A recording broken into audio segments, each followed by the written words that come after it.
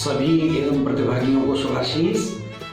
EVS यानी कि environmental study class third के चैप्टर 11, जैसा कि आप इस समय स्क्रीन पर देख रहे हैं, यहाँ से वहाँ इसकी हम लोग व्याख्या कर रहे हैं। इसमें से क्या चीज़ें हैं जो पेडागोगिकल इशूज या फैक्ट हमें मिलते हैं विभिन्न टेट एग्जाम्स में, वो हम लोग पिकअप करेंगे। आइए, इस पाठ में रेलगाड़ी पर आधारित एक गतिविधि कराई जाती है, जिसमें आप देख रहे हैं कि बच्चे एक हाथ से हाथ जोड़ करके रेलगाड़ी बना रहे हैं और उसको एक कविता के माध्यम से, एक्शन सॉन्ग के माध्यम से गतिविधि कराई जा रही है। आओ बच्चों खेल दिखाएं, चुक चुक करती रेल चलाएं, सीटी देकर सीट पर बैठो, एक दूजे की पीठ पर बैठो, आगे पीछे पीछे आगे लाइन से लेकिन कोई न भागे, सारे सीधी लाइन में चलना, दोनों आंखें नीचे रखना, बंद आंखों से देखा जाए, आंख खुले तो कुछ न पाए, तड़क भड़क लोहे की सड़क, यहाँ से वहाँ वहाँ से यहाँ, छुक छुक छुक छुक लाइट्स आती पार कर जाती, बालू रेत आलू का खेत, बाजरा धान बुढ़ा किसान, हरा मैदान मंदिर मकान चाय की दुकान।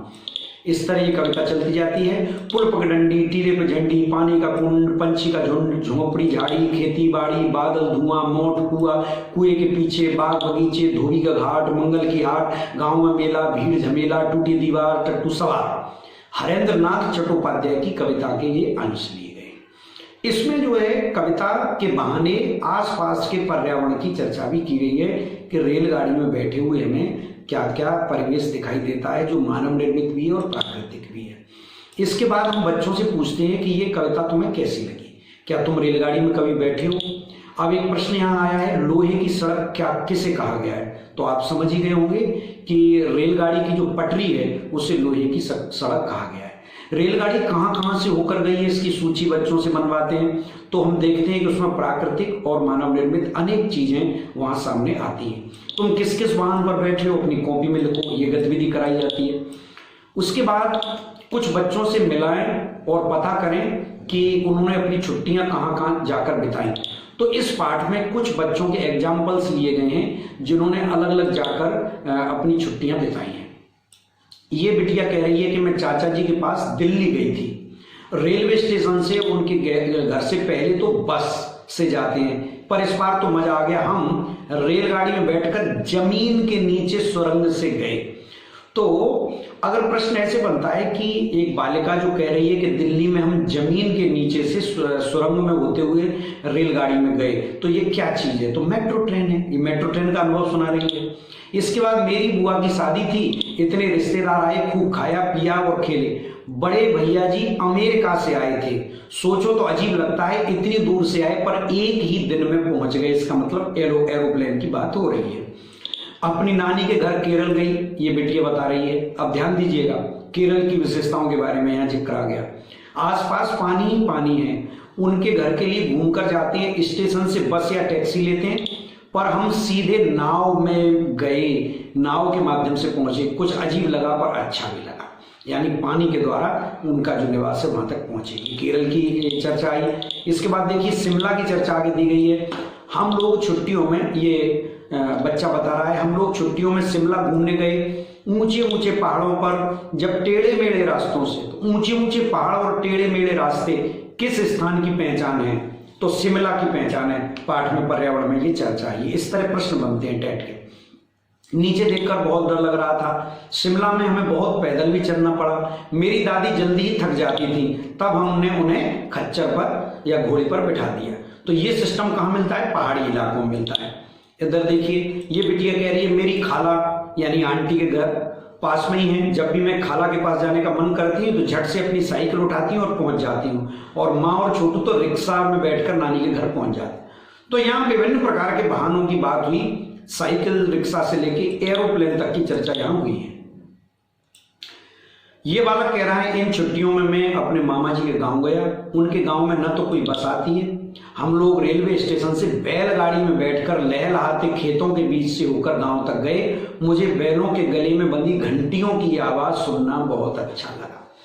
यानी एक ऐसे वाहन की इसमें चर्चा हुई है जो गांव से जुड़ा हुआ है, मिट्टी की सौंधी गंध से जुड़ा हुआ है।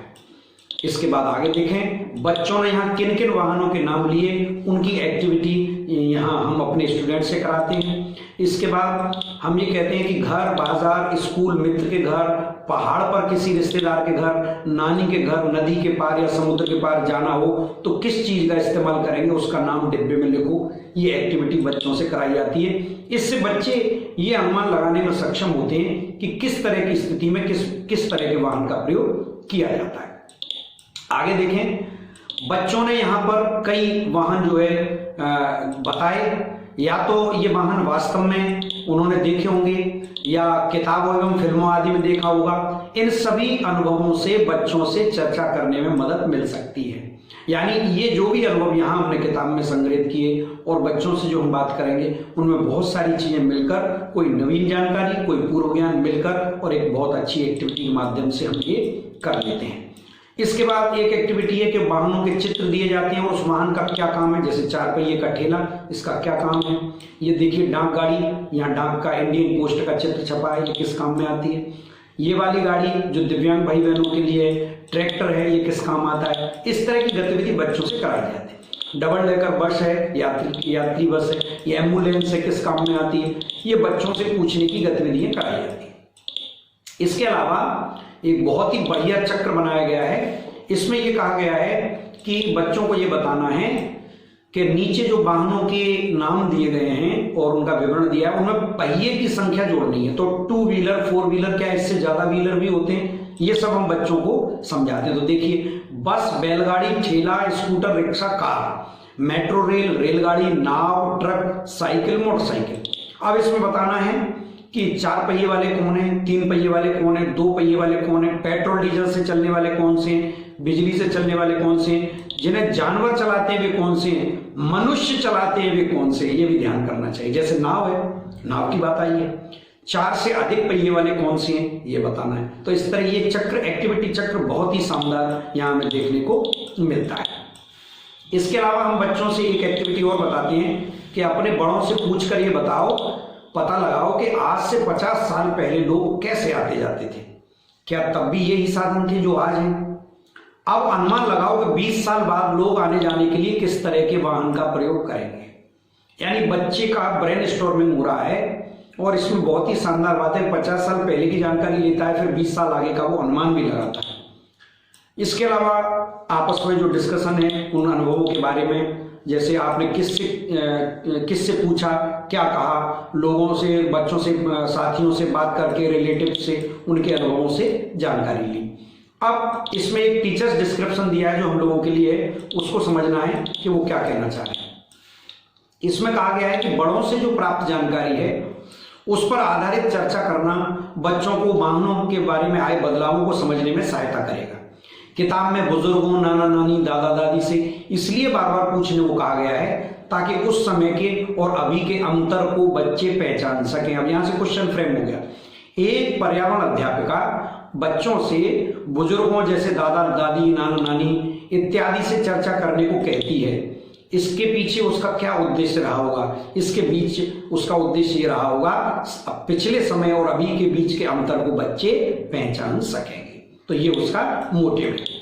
तुम्हारी अपनी रेलगाड़ी, माचिस की डिब्बियों से रेलगाड़ी बनाई जा सकती है, ये गतिविधि है। फिर इसके बाद बात आती है कि छुक छुक की आवाज से आप पहचान लेते हो कि वो रेलगाड़ी का प्रतीक है। तो कौन सी आवाज किस चीज का प्रतीक है? जैसे छुक छुक रेलगाड़ी का है, पों पों किसका है, घर घर किसका है, पी पी किसका है, टप टप किसका है, ट्रिन ट्रिन किसका है। तो यहाँ साइकिल भी मिलेगी, यहाँ मोटर कार मिलेंगी, यहाँ 2 पहिया वाहन मिलेंगे। तो एक तो है वाहन की आवाज, लेकिन जब एक साथ कई वाहन आवाज करते हुए चलते हैं तो क्या महसूस होता है? तब जो महसूस होता है उसका नाम होता है शोर। तो इस तरह बच्चे नॉइज की, जो ध्वनि प्रदूषण की भावना है, उसको ठीक से समझ पाएंगे। एक साथ बहुत सारे वाहन जब हॉर्न बजाते हैं। इसके अलावा यहाँ टीचर्स के लिए ये डिस्क्रिप्शन है कि रेलगाड़ी का मॉडल बनाने के लिए माचिस के अलावा टिन के डिब्बे भी इस्तेमाल में लाए जा सकते हैं और पहिए, बोतल के ढक्कन या बटन से भी बनाए जा सकते हैं। तो एक अनुपयोगी वस्तुओं से इंस्टॉलेशन आर्ट हो जाता है, अनुपयोगी वस्तुओं से उपयोगी प्रोडक्टिविटी। यानी अब आपसे पूछा जाएगा निम्न में से कौन सा एक पर्यावरण अध्यापिका का वह क्लास है जिसमें रचनात्मकता या क्रिएटिविटी का उदाहरण है। तो बोतल के ढक्कन, माचिस के या टीन के डिब्बे या बटन से रेलगाड़ी बनाने का जो प्रयोग है वो सृजनात्मकता या क्रिएटिविटी का एक एग्जाम्पल है। ये हम इससे समझ सकते हैं। इसके आगे हम देखते हैं कि कुछ चित्र दिखाए गए हैं जिनके माध्यम से चित्र वर्णन करने को बच्चे से कहा जाता है। तो यहाँ देखिएगा, ये पुलिस लिखा है, ये फायर ब्रिगेड का निशान है, फायर ब्रिगेड यहाँ खड़ी है, और ये रेड क्रॉस का निशान है, यानी अस्पताल की गाड़ी है, एम्बुलेंस है। और यहाँ इस बिल्डिंग में आग लगी हुई है, ये सीढ़ी लगी हुई है फायर ब्रिगेड की। तो इससे पता चल रहा है कि ये किसी मकान में आग लगी हुई है और वहां भी इन वाहनों का इस्तेमाल किया जा रहा है। एम्बुलेंस है, फायर ब्रिगेड है, पुलिस की गाड़ी है। तो बच्चे इसका डिस्क्रिप्शन देंगे कि क्या क्या दिखाई दे रहा है, कौन कौन से वाहन दिखाई दे रहे हैं, ये वाहन क्या काम करते हैं। इनके माध्यम से हम आपातकालीन स्थितियों पर चर्चा की शुरुआत की जा सकती है।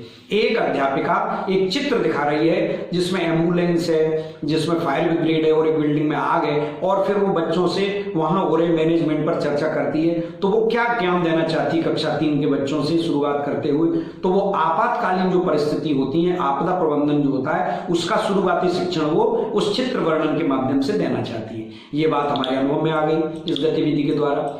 इसके अलावा एक सामान्य गतिविधि अंत में मिलती है जिसमें एक चित्र के अलग अलग अंश हैं, हाथी बनेगा इससे, उनमें रंग भर के और उन जो चित्रों का डिसऑर्डर है उसको मिला करके और उसको पूर्ण किया जाता है। तो इससे बच्चे जो है जैसे पोर्ट्रियस की भूल-भुलैया ठीक उसी तरह से उचित क्रम में लगा के अपना संज्ञानात्मक विकास भी कर लेते हैं। तो इस प्रकार ये 10वां पाठ पूर्ण होता है। अगला पाठ अगले वीडियो में चर्चा करेंगे और उससे हम अपने लिए, अपने विद्यार्थियों को पढ़ाने में तो सक्षम होंगे ही, अपने लिए भी टीचिंग पेडागोगी हम समझेंगे और जो फैक्ट्स आएंगे उनका अंतर भी समझ पाएंगे कि शिमला के पहाड़ी जीवन और केरल के जीवन में क्या अंतर है। इस तरह के बिंदु हमें हर पाठ से पिकअप करनी है। बहुत बहुत शुभाशीष, अभ्यास जारी रखिए।